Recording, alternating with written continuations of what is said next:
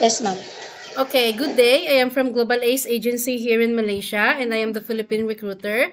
I receive your buy data from Jazz Agency in the Philippines, correct? Yes, ma'am. Can you speak English or can you understand English? Well, bit, ma'am. Okay, are you a 100% willing to come here in Malaysia without any hesitation? Yes, ma'am. Do you have any friends or any family members working here? Yes, ma'am. Which one? Is it your cousin, your brother, your friends? My cousin po. Okay, so do you know which place she was working? I don't know. You don't know. Malaysia po. Okay, you know which place in Malaysia? I don't know, ma'am.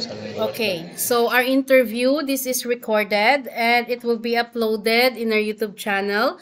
But at the same time, your profile will be uploaded in our website. Do you agree? Yes, ma'am. Okay, why do you want to come here in Malaysia? Alam, hindi ko na-receive yun. It's okay. Just a simple English will do lah. I'm support study to my two sons, ma'am. Okay, so can you help me introduce yourself, please? My name, I'm ready, ma'am. My name is Maria Lopez Cadilenia. I live in Pantok, Megawayan, Bulacan, Philippines. Age. I'm 39 years old. I'm married.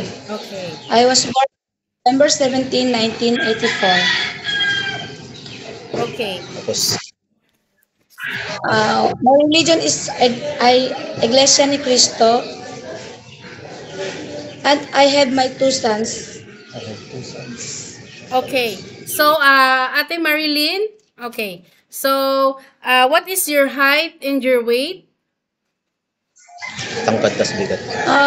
4'11", ma'am. 4'11" or 5? Oh, Yung tangkad mo daw. nga, yung sorry, mama. It's okay. 5, ma'am, yung height ko, ma'am. Then Okay, yung so your weight? Kilo. 68, ma'am. Okay. So, what about your educational background? Are you elementary graduate, high school graduate, college level? Undergraduate, ma'am, in high school.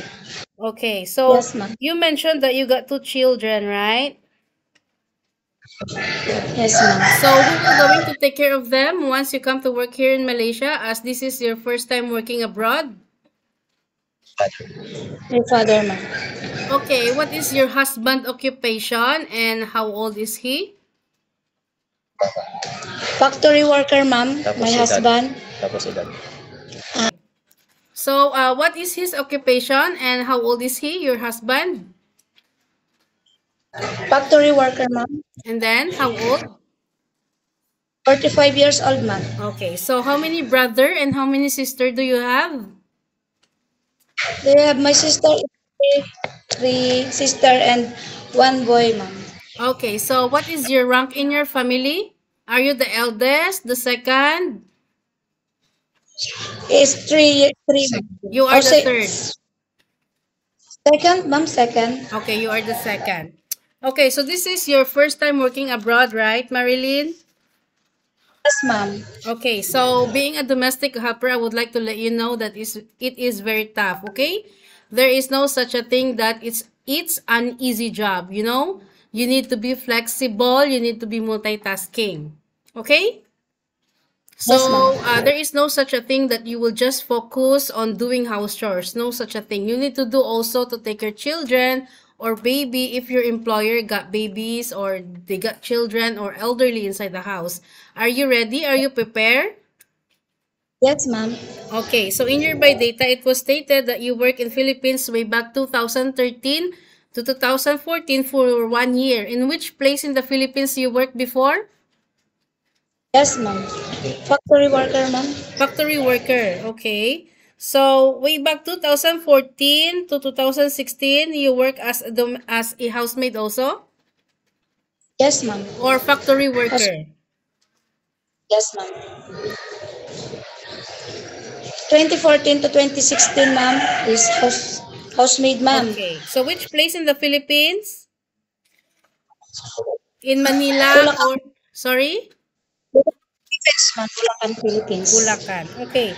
So, can you describe, Marilyn, what are your duties to your previous employer in Bulacan? What did you do? Did you clean the house, cook, or what? I describing myself. No. What did you do there? What job did you do to your previous employer in Bulacan? Factory worker, ma'am. Then, ano pangalan nun? Yung mga facial cream. No, I mean in Bulacan, ate, in Bulacan. You work as housemaid, right? Oh, yes, ma'am. Okay, so what did you do there? Around, ma'am. All around. Okay, did you cook, laundry, and ironing? Yes, ma'am. Cook, laundry, and ironing clothes, ma'am, and gardening. Gardening. Did you take care children? Yes, ma'am. How old? Taking 6 to 7 years old, ma'am. How many children did you take care there? 2, ma'am. 6 and 7 years old. Okay, so Marilyn, are you okay to take your children while doing house chores at the same time? Yes, ma'am. Can you take care baby? Ma'am, no. Okay. Because olden kasi yung mga baby ko ngayon, malalaki na po kasi. Okay, can you take care elderly people? Yes, ma'am. Okay, can you cook? Yes, ma'am. Can you caregiving for bedridden patient and disabled person? Yes, ma'am. Okay, are you comfortable taking care of pets? Yes. Okay. So Marilyn, you have a 2 years contract and you need to finish it. It's not 2 days, it's not 2 weeks, it's not 2 months, it's a 2 years contract, okay? You know what will be the consequences once you breach your contract. You need to pay your employer and at the same time the agency, okay? Yes, ma'am. Nobody forced you to come and work here in Malaysia and you're the one who decided because you wanted to sustain your family's future, right? Yes, ma'am. Okay. In usage of mobile handphone, are you aware that you cannot hold your phone for the whole day because you are working? Yes, ma'am. But you can hold it during nighttime only, like 2 to 3 hours to contact your family back in the Philippines. After that, you will render your phone to your employer. Do you agree? Yes, ma'am. Okay. Of course, you have a once a week rest day for every week. But you will going to stay inside the employer's house and you cannot go out. Do you agree? Do you agree, ma'am? Okay, so like for example, Marilyn, this is your first time working abroad. How will you fight your homesickness because this is your first time working abroad? What will you do if you feel sad or you miss your children? What will you do?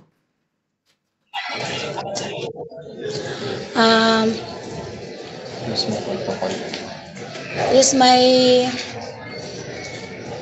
TV, watching TV, ma'am. Then,